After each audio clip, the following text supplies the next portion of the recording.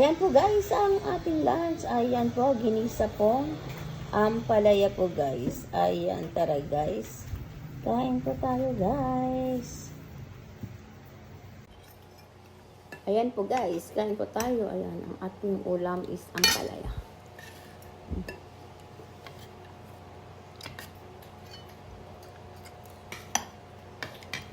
Hindi siya mapait.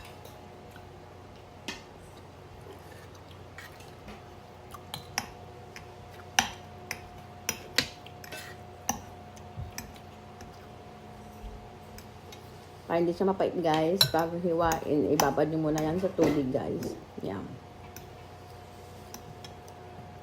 Tapos, lagyan ng konting asin. Tapos, ibabad nyo ulit, ugasan nyo ulit, tapos babad nyo ulit sa tubig guys. Yan.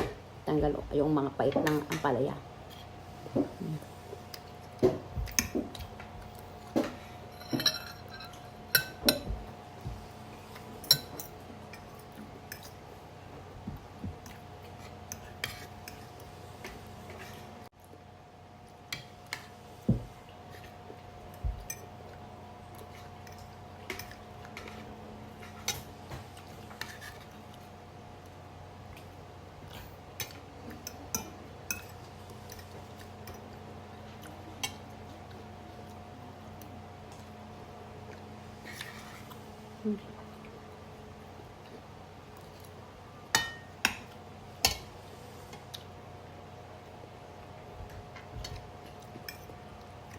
So guys.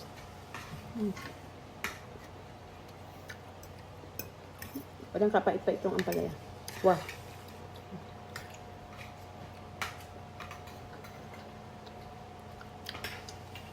Kasi inom ka lang tubig guys.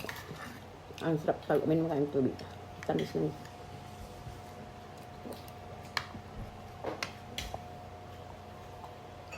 Mm.